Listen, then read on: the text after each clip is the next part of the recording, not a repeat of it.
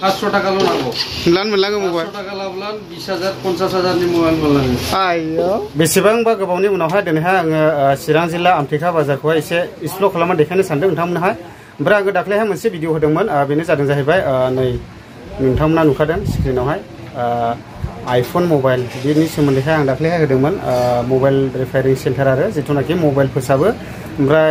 second हेन्डबो मोनो आरो गोबाङैनो दा नैबेखौबो मोनगोन मबाइलखौहाय ओमफ्राय गोबाङानो कन्टेक्ट नाम्बार बिहरदोंमोन ओमफ्राय आं दिनैनि गेजेरावहाय नोंथांमोनहाय कन्टेक्ट नाम्बार होगोन जायफ्रा नांगौ लांफैनो हागोन बे आइफननि अनगायैबो गोबां मबाइलफोर दङ ओमफ्राय आइफनाबो गोबां क्वालिटि लानानै दङ आरोना 12 दं 13 दं ओमफ्राय बेबायदिनो एभेलेबेल दं होननानैहाय बुंदों आरो ब्रादारा ओमफ्राय दा आइफननि अनगायै गुबुन मबाइलबो मोनगोन आरो ओमफ्राय आङो दिनैहाय कन्टेक्ट नाम्बारखौ होना होनोसै ओमफ्राय बेवहाय बेवाइफ्रा फोसाबो आरोना मबाइलखौहाय रिपेयारिं खालामो फोसाबो ओमफ्राय दा माइ गायनाय बोथोर हिसाबैहाय माइ गायगासिनो दंनो बेवाइफ्रा ओमफ्राय लोगोसे आङो दिनैहाय नै मेदामखौबो लाबोखादों आमथेखा बाजारावहाय बेखौबो एसे मबाइल फोसाबनो फोरोंनो सानदों आङो नायलांनो हागोन कन्टेक्ट नाम्बारखौ आं होनि दा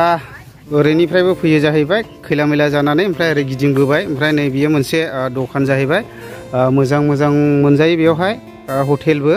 ओमफ्राय नैबेनो आमथेखा बाजारा ओमफ्राय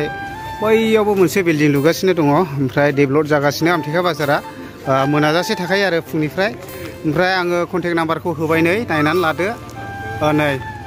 मबाइल रिपेयारिं बेयावनो दं नै कन्टेक्ट नाम्बारा नोंथांमोनानो नायनानैहाय कन्टेक्ट खालामहरनो हागोन आरो ओमफ्राय दा गोबां कास्टमारफोरबो फैलाबायदों नै दाथ' बाजारा बायबावबाय आरो ओमफ्राय आंथ' नोंथांमोननो खोन्थाखाबाय बेवाइफ्रा गैया माइ गायगासिनो दङ फोसाबाखै ओमफ्राय दा बिथांनिनो हासबेन्ड बियो फोसाबगासिनो दं आरो दा मबाइलफ्राखौहाय नै गोबांथार बेफोरबायदिनो गाज्रि जादोंब्लाबो बानायनानै हरो ओमफ्राय सेकेन्ड हेन्ड मबाइलाबो एभेलेबेलखा नै दा बेबायदि आरोखि नै ओमफ्राय फंबायमोनाबो नायदों दां ने दा नै नायदों आरो बिसोरबो आइफन मबाइलाबो गोबाङैनो दंनो ओमफ्राय जोंना नै आं मेदामखौ एसे मबाइल फोसाबनोहाय मबाइल दखान बेफोरबायदि रिपेयारिं खालामनोहाय कर्स लाहोनोसो सानदोंमोन नै लोगोफोर नोंथांमोनासो मबाइलफ्रा गाज्रि जायोब्ला फोसाबहोफैनाय ना फोसाबहोफैया दा बिदि आरोखि नै ओरैहाय फोसाबगासिनो ओमफ्राय बेजों लोगोसे बाजारखौबो एसे नायलांदो साखोला जादों आरोना बाजारा आं एसे ब्रादार कृष्णानावहाय हाबहैनि आरोना मबाइल दखानावहाय नै ओरैहायबो गोबांथार सेन्देल जि जोम फानो आरो ओरैहाय नै ओमफ्राय बेबायदिनो गोबांथार मोजां मोजां दखानफोर दं आरो आमथेखायावबो ओमफ्राय ओरैहाय ब्रादार कृष्णानाव हाबनायसैलाय आङो नै बेबो मबाइल दखान आरो नै एभेलेबेल मोनजोबगोन नोंथांमोना मा मबाइल नांगौ ने मबाइला दंजोबखायो दा गोदान दङ औ दा नै बेनो आरोखि ना नोंथांमोना मबाइल सेकेन्ड हेन्डनि प्रयजन जायोना लांफैनो हागोन ओमफ्राय बेयावहाय फाइनान्सबो होयो मबाइलखौहाय दा एसे आं देखायनि दे नै एभेलेबेल मबाइलखा मा नांगौ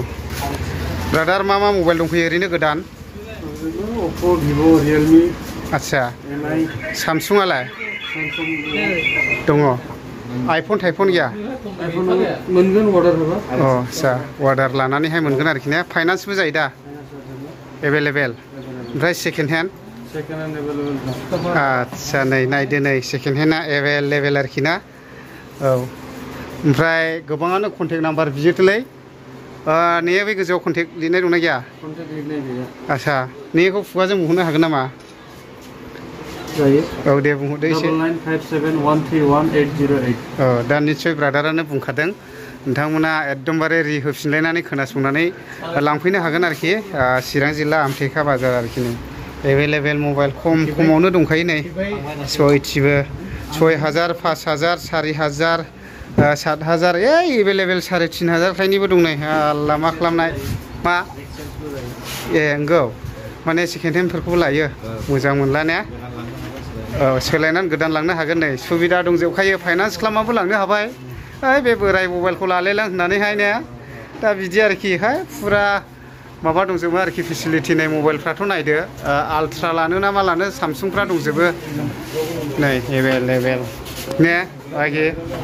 दा रिपेयारिंबो जायो दा इयाव ने फोसाबोबो गाज्रिखौहाय दा गोबांथार कास्टमारफोरबो फैयो लांनोहाय एभेलेबेलखा ओमफ्राय आं एसे साइडखौ देखायनि नोंथांमोना निस्सय मबाइलनि प्रयजन जायो लांफैनो हागोन आरोखि नै ओरैहायथ' अट' स्टेन्ड जाहैबाय ओमफ्राय नै बेनो गोजौआवहाय आं देखायखाबाय दा दखाना बेनो आरोखि नै एभेलेबेल दङ दै लांफैनो हागोन गोसो बायदि दङ आं खोन्थाखाबाय मबाइला उफारबो नांगौला लांनो हागोन नै उफारबो दङ दामि दामि बेला हनै गिदिर गिदिर उफारबो दं दामग्रा देग्रा मा खालामनो गोसो कास्टमाराबो एभेलेबेल फैखायो नै मानो लादो मबाइलबानो बायफैखायो नै ने कृष्ण ब्रादार उफारबो मा मा नांगौ एसे खोन्थाहर बेंक पासबुक नांगौ औ दाने गोदान गोदान अ आच्छा नै एटिएम नांगौ पान कार्ड नांगौ आधार कार्ड नांगौ आच्छा लान मोनलांबाय मबाइल मा लानो गोसो नै ओरै सोरबोरैहाय 500 टाका लाब्लानो मोनगोन मबाइलखौ 500 टाकाल' नांगौ लान मोनलाङो मबाइल 500 टाका लाब्लानो 20,000 50,000 नि मबाइल मोनलाङो आयौ निश्चय खोनाखाबाय नै 500ल' लाबोनांगौ होनला मबाइल गोदान मोनलाङो आरो नायलांबाय थानो हागोन बेनो आमथेखा बाजारनि मेन रड जाहैबाय नै ओरैहाय खैला मैला जानानै फैयो ओमफ्राय आमथेखा बाजारा बेनोसै नै ओरैहाय साखोला जादों आरोना नैबेनो ओरैहाय साखोला जादों ओमफ्राय बेजों लोगोसे ओरैहाय थांबाय मालिबिथा जानानै आरो भुटान बर्डारसिम जिथुनाखि मालिबिथा ओमफ्राय बारस'नानैहाय गेलेमफु टाउनसिमबो थांजायो आरो ओमफ्राय ओरैहाय जोंना नै आब'आ बेफोरबायदि दखान सोलिदों आरो जिथुनाखि पानिपुरि नाङो दा आब'ने आच्छा दे ओमफ्राय नै बेफोरबायदि आरो जेखाइ खबाइ एभेलेबेल ओरैलाय सेसासो नामा बेसेबां 500 जरा न'आवनो खानाया न'आवनो दंखायो सेसा नांगौब्ला लांफैनो हागोन ओमफ्राय ओरैहाय बेदर बाजार जाहैबाय फुरा एभेलेबेल बेदर कत दाल एटा दाल 10 टाका आच्छा एसे बाजारजों गिदिंनि आं बारा गोबाव देखायनाय नङा बाजारखौबो ओरैनो जास्ट एसे बयबो बाजारखौबोथ' नायनो लुबैयो नङा होमबा दा बेनिखायनो आं एसे देखायस्रोलांनो आरो बाजारखौ मा मोनो मा मोना ओमफ्राय सिथाइ दखानाथ' फ्रायनो दंजोबो आरो आमथेखा बाजारावबो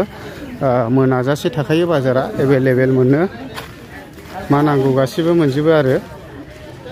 दा लोगोफोर आमथेखा बाजाराव फैनायजों लोगोसे एसे देख्रुब देख्राब खालामनोहाय गोबांथार मुलिसो लानांलायबाय आरोखि ना नै मानसिफ्रा बिहरलाबायलायबाय रेसन मोना आरोना बानायनांगौ जायो बेबायदिनो बाखालिफोरनि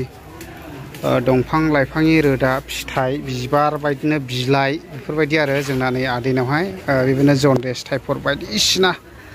जाम जालाबायनायनि बानायनांगौ गोनां जालायबाय आरोखि नै खांनानै दङ आदैया ने आदै भालो आसे ना नै बेफोरबायदि आरोना गासिन दंफां बिलाइ बिगुर माबा रोदा इदि हेन टेन फावथेन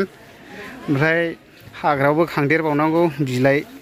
रोदा माबा माबि आरो दा बानायनानै हरनायसै आरोखि नै फैनायजों लोगोसे लानांलायबाय नै गोबां मुलि दं आरो नै बेयावहाय लगाय गथाय नै नायदो मा मा बुस्थु होयो आङो नै हाखु दाखु जुबाय माने हास्लाबा जादों नालाय कास्टमारफ्रा एसे खम जाबावबायसो आरो दा लोगोफोर बेबायदि आरोखि गोबाङानो दाथ' गरम बोथोर जनडेस टाइफड बायदिसिना ओंखाम जानो गोसो जाया उन्दुनो ओंखारो आथिं आखाइ रुस्रि बोलो मोना हासुदैफ्रा गोजा बायदिसिना बेफोरबायदि जायो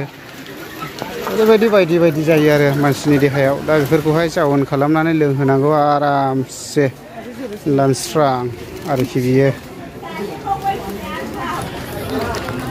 नै बेफोरबायदि दखान दंजोबो आरो नै हलसेल दखान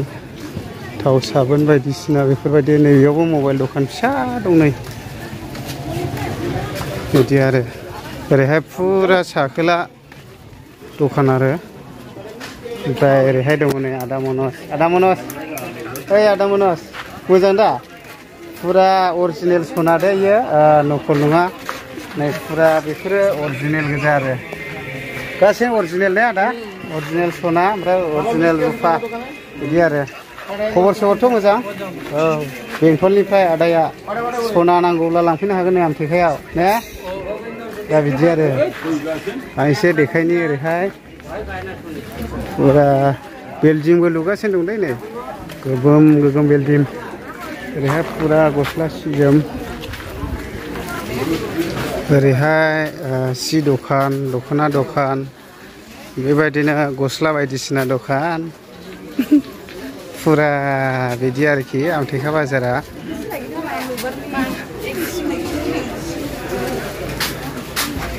लंपेन्ट गस्ला फानो ओरैहाय नै